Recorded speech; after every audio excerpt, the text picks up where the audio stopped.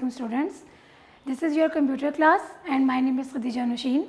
Today I am going to discuss unit number 4 and the name of the unit number 4 is electronic mail. If you have your computer books, then open your computer books. Page number is 140. If you don't have your books, then no need to worry, just focus on your lecture. So we are going to discuss electronic mail. आप सब में से बहुत से बच्चे इस चीज़ को इससे वाकिफ़ होंगे कि इलेक्ट्रॉनिक मेल क्या है. आजकल के बच्चे माशाल्लाह बहुत समझदार हैं और इन चीज़ों को यूज़ करते रहते हैं. जैसे हम किसी को लेटर लिखते हैं, पुराने वक्तों में हम लिखा करते थे, वो लेटर हम हाथ से पेंसिल से लिख के उसको पोस्ट करते थे, फिर वो रेलेवेंट बंदे तक उसको पोस्टमैन लेके जाता था. आज के दौर में क्या है कि वो चीज़ें अब तकरीबन ख़त्म होती जा रही हैं. हम लोग कंप्यूटर के ज़रिए एक मैसेज जब कर देते हैं किसी दूसरे को, वो मैसेज जब एक बंदा दूसरे बंदे को करता है तो वो जो मैसेज आ रहा है उसको हम बोलते हैं ईमेल, इलेक्ट्रॉनिक मेल. अब वो ईमेल करने के लिए हमारे पास किन चीज़ों का होना ज़रूरी है, क्या प्रोसीजर है, उसके बारे में हम डिस्कस करेंगे.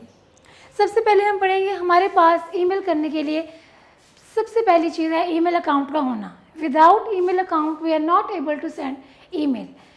ईमेल अकाउंट क्या है और ईमेल अकाउंट किस तरह हम बनाएंगे, हम उसके बारे में डिस्कस करने लगे हैं.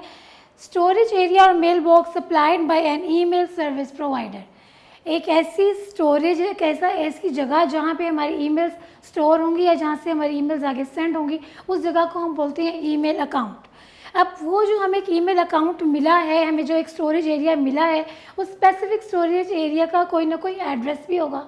जाहिर है हम जब किसी को लेटर भी लिखते हैं तो विदाउट एड्रेस हम लेटर ना सेंड कर सकते हैं ना रिसीव कर सकते हैं. तो कंप्यूटर में भी ऐसा ही होता है. ईमेल सेंड करने के लिए हमारे पास ईमेल एड्रेस का होना बहुत ज़रूरी है. ईमेल एड्रेस की डेफिनेशन है unique address of an email account called an email address. And email address consist of 2 parts. किसी का भी ईमेल एड्रेस होगा उसके 2 पार्ट्स होंगे. आप लोगों ने भी ईमेल आईडीज़ बनाई होंगी.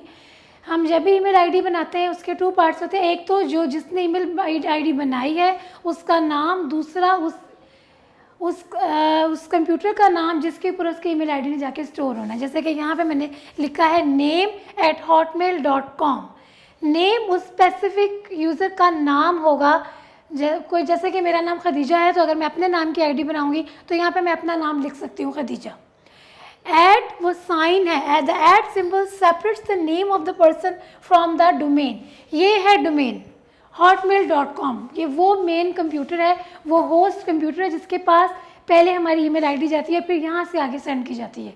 तो ये hotmail.com refers to the host computer where email is stored. आपने कभी नोटिस किया है कि हम जब किसी को ईमेल भेजते हैं या ईमेल चेक करते हैं तो फर्स्ट ऑफ ऑल हमारे पास इंटरनेट की सहूलत होना ज़रूरी है. इंटरनेट के साथ साथ जब इंटरनेट होता है तो हम हॉटमेल में साइन इन करके या याहू में या जीमेल में, जिसमें भी आपने अपनी ईमेल आईडी बनाई है, आप उस इनबॉक्स में जाते हैं. साइन इन करने के बाद और आप साइन इन करके एक्चुअल में आपका कंप्यूटर या आपका लैपटॉप या आपका जो मोबाइल फ़ोन है वो उस होस्ट कंप्यूटर के साथ जाके कनेक्ट हो जाता है. और कनेक्ट होने के बाद हम अपनी ईमेल उस कंप्यूटर में से चेक कर रहे होते हैं. हमारे कंप्यूटर में वो शो तो हो रही होती है but we are connected to the host computer where are emails are stored. ये हमारा होता है ईमेल एड्रेस. उसके बाद है ईमेल सर्विस प्रोवाइडर. अब ईमेल एड्रेस भी समझ आ गया कि जो हमें स्टोरेज एरिया मिला है उसका एक स्पेसिफिक एड्रेस होता है. हमें ये सारी चीज़ें जो कंपनी जो प्रोवाइड करती है उसको हम बोलते हैं ईमेल सर्विस प्रोवाइडर. प्रोवाइडर का मतलब है प्रोवाइड करने वाला. ईमेल सर्विस प्रोवाइडर की डेफिनेशन है द इंटरनेट कंपनीज और organisation which provide the facility of email are known as email service provider. वैसे तो बहुत सारे ईमेल सर्विस प्रोवाइडर्स हैं, लेकिन जो सबसे ज़्यादा रिलायबल और जो जानी पहचानी है वो हॉटमेल है, याहू मेल है या जीमेल है, जिसमें हम ज़्यादातर आईडीज़ बनाते हैं. और ये हमें ईमेल्स की सर्विस देती हैं फ्री ऑफ कॉस्ट. इसके लिए हमें कोई चार्जेस नहीं पे करने पड़ते उनको. उसके बाद नेक्स्ट है हमारा साइन इन. साइन इन क्या है? साइन इन का मतलब ये है कि आपने ईमेल अकाउंट बना लिया, ईमेल आईडी भी बना लिया. अब आप किसी को अगर ईमेल सेंड करने लगे हैं तो आपको आपने अकाउंट बनाते वक्त जो अपना ईमेल आईडी दी थी और जो पासवर्ड दिया था वो देने के बाद आप जब उसके अंदर साइन इन करेंगे, इस प्रोसेस को बोलते हैं कि आपने क्या किया, साइन इन. यूज़र नेम और पासवर्ड क्या है, हम जब फर्स्ट टाइम अपनी ईमेल आईडी क्रिएट करेंगे तो वो हमसे हमारा यूज़र नेम पूछेगा। वट एवर यू वांट आप यूज़र नेम वहाँ पर दे सकती हैं, अपने मर्ज़ी का आप पासवर्ड भी दे सकते हैं। जो भी आपने यूज़र नेम और पासवर्ड उस वक्त दिया है, जब आप नेक्स्ट टाइम अपने अकाउंट को ओपन करना चाहेंगे तो वही यूज़र नेम और वही पासवर्ड आपको देना होगा। पासवर्ड एक सीक्रेट वर्ड, नंबर या लेटर्स होते हैं जो उसी को मालूम होते हैं जिसका ईमेल अकाउंट होता है। दूसरा अननोन पर्सन उस ईमेल आईडी को ओपन नहीं कर सकता जब तक उसके पास पासवर्ड नहीं होता। उसके बाद हमारा जो नेक्स्ट टॉपिक है that we are going to discuss that is steps to create a new email account. अब जैसे वैसे तो बहुत सारे स्टूडेंट्स को ये प्रोसीजर मालूम होगा लेकिन कुछ को नहीं पता होगा, फिर भी आपकी मालूमात के लिए चीज़ आपको जानना बहुत ज़रूरी है कि आप किस तरह अपना ईमेल अकाउंट क्रिएट कर सकते हैं जिनका नहीं है। अगर आपके पास बुक है ना बेटा, तो आप बुक का पेज नंबर 142 ओपन करें। Page number 142। जिनके पास बुक नहीं है उनके पास यूनिक नोट्स अवेलेबल होंगे। यूनिक नोट्स में यूनिट नंबर 5 का long question number 1, list down the steps to create a new email account. इसमें सबसे नंबर 1 आपका स्टेप है click on internet explorer icon. Google Chrome को भी आप ओपन कर सकते हैं, आजकल कंप्यूटर में गूगल क्रोम ही मौजूद है। ये एक वेब ब्राउज़र सॉफ्टवेयर होता है। आप लोगों ने पिछली क्लास में ये पढ़ा था कि वेब ब्राउज़र सॉफ्टवेयर कौन सा होता है जो इंटरनेट की वेबसाइट्स को ओपन करने में आपकी हेल्प करता है। इसमें आप लिखेंगे www.hotmail.com और आप एंटर की प्रेस करेंगे तो हॉटमेल का होम पेज आपके सामने अपेयर हो जाएगा। उस पेज के ऊपर आपको 2 ऑप्शन नज़र आ रहे होंगे, साइन इन और साइन अप। जिसने फर्स्ट टाइम अकाउंट क्रिएट करना है वो साइन अप पे क्लिक करेगा और जब वो साइन अप पे क्लिक करेगा तो यूज़र रजिस्ट्रेशन फॉर्म अपीयर, एक फॉर्म आपके सामने अपेयर हो जाएगा। बुक के पेज नंबर 43 पे वो फॉर्म बना हुआ भी है। उसमें डिफरेंट किस्म की इंफॉर्मेशन वो आपसे मांगेंगे। आपका पासवर्ड क्या होगा, अभी पासवर्ड रीटाइप करवाएंगे। ऑल्टरनेट ईमेल एड्रेस पूछा जाएगा, your first name, your last name, your country, state, zip code, gender, male है फीमेल है, सारी इन्फॉर्मेशन पुट करने के बाद आप लास्ट में एक ऑप्शन आपको नज़र आएगी आई एक्सेप्ट। आप आई एक्सेप्ट पे क्लिक करेंगे तो फाइनली आपका ईमेल अकाउंट वहाँ पे क्रिएट हो जाएगा। बाज़ औक़ात ये होता है कि जो आपने यूज़र नेम दिया होता है उस नाम से किसी और पर्सन की भी ईमेल आईडी होती है तो आपको यूज़र नेम चेंज करने को कहा जाएगा या उसमें कुछ नंबर्स ऐड करने को कहा जाएगा। जो भी कहा जाएगा वो एंटर करेंगे तो फाइनली आपका ईमेल अकाउंट क्रिएट हो जाएगा and you will receive one message welcoming you to Hotmail। तो Hotmail वालों की तरफ से आपके इनबॉक्स में एक ईमेल आ जाएगी जिसमें वो आपको वेलकम करेंगे कि आपने Hotmail को ज्वाइन किया है तो हम आपको वेलकम करते हैं। ये आपका फर्स्ट लॉन्ग क्वेश्चन होगा। उसके बाद आप यूनिक नोट्स में देखिएगा long question number 2, write down the procedure to compose and send an email.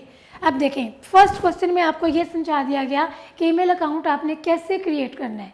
Second में आपको ये बताया जा रहा है कि अब आपने किसी को ईमेल भेजनी है तो क्या प्रोसीजर होगा। अगर आपके पास बुक अवेलेबल है तो आप बुक का पेज नंबर 146, अगर न्यू बुक है तो पेजेस नंबर थोड़े बहुत डिफरेंट भी हो सकते हैं। बहरहाल उसकी हेडिंग है सेंड द ईमेल। वहाँ पे सारे स्टेप्स लिखे हुए हैं। अगर आपके पास बुक नहीं है बेटा तो आप यूनिक नोट्स में लॉन्ग क्वेश्चन नंबर 2 की तरफ देखें। लॉन्ग क्वेश्चन नंबर 2 में आपको सारे पॉइंट्स नज़र आ रहे हैं। Open Hotmail home page open करें। आपको पहले ही पता है कि गूगल क्रोम में जाके www.hotmail.com आपने लिखना है तो हॉटमेल का होम पेज सामने आ जाना है। उसके बाद आपने साइन इन पे क्लिक करना है। इस बार आपने साइन अप पे क्लिक नहीं करना है क्योंकि आपका अकाउंट क्रिएट हो चुका है। You are going to send an email, compose an email, so you have to click on the option sign in. Sign in पे क्लिक करने के बाद कंपोज करने के लिए आप न्यू पे क्लिक करेंगे। हॉटमेल का ईमेल एडिटर आपके सामने आ जाएगा। वहाँ पे आपने क्या करना है, रिसीवर का ईमेल एड्रेस 2 में लिखना है, सब्जेक्ट लिखना है। हर जो भी ईमेल हम सेंड करते हैं हर ईमेल का एक सब्जेक्ट होता है, एक हेडिंग होती है just for the information for the receiver कि आप ये ईमेल किस बारे में है। तो आपकी ईमेल जिस बारे में भी है आप उसका छोटा सा एक सब्जेक्ट लिखेंगे। उसके बाद अपना मैसेज टाइप करेंगे और सेंड पे क्लिक कर देंगे तो आपका ईमेल उस रेलेवेंट पर्सन को सेंड हो जाएगा जिसकी ईमेल आईडी आपने 2 टेक्स्ट बॉक्स के अंदर टाइप की है। तो ये आपका सेकेंड लॉन्ग क्वेश्चन है। नोट्स में देख लीजिएगा इस सेकेंड लॉन्ग क्वेश्चन को।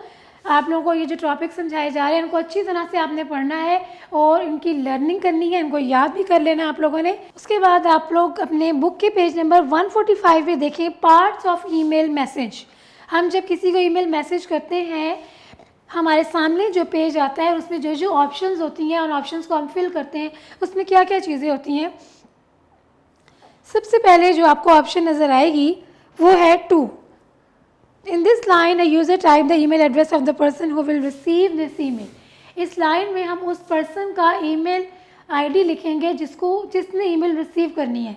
So this is very important that you have to know the email ID of the relevant person for whom you are going to send the email.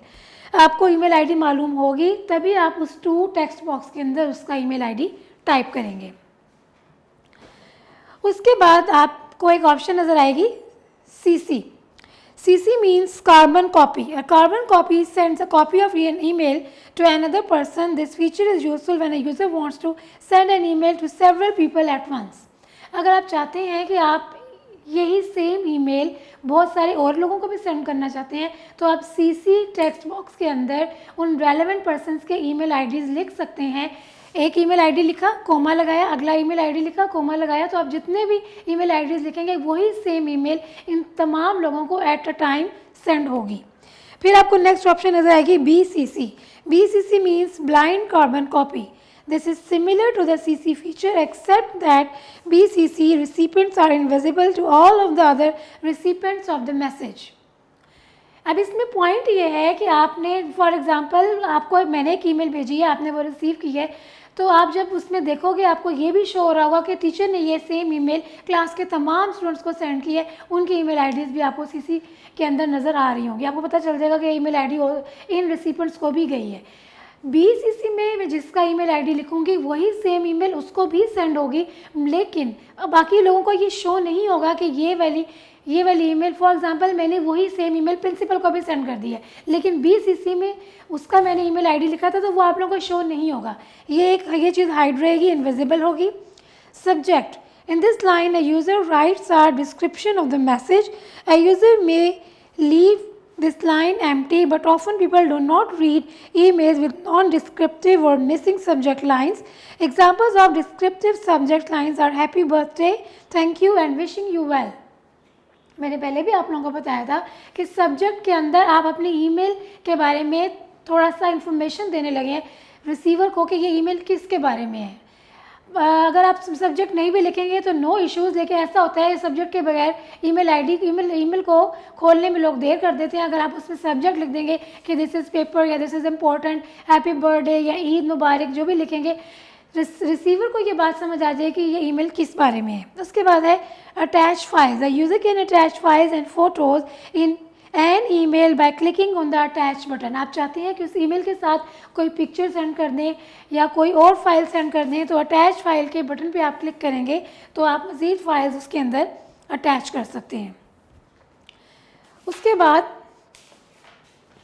आप notes खोल के देखें तो नोट्स में short question number 1 define email account, short question number 2 email address, short question number 3 what is Hotmail and Yahoo mail और define email service provider. इस question के लिए 2 क्वेश्चन लिखे और आंसर एक ही है, मतलब पेपर में आपको इन दोनों में से कोई भी एक क्वेश्चन पूछा जा सकता है तो आंसर यही सेम रहेगा, आपने यही लिखना है. फिर साइन इन, उसके बाद user name and password, short question number 9 और 10.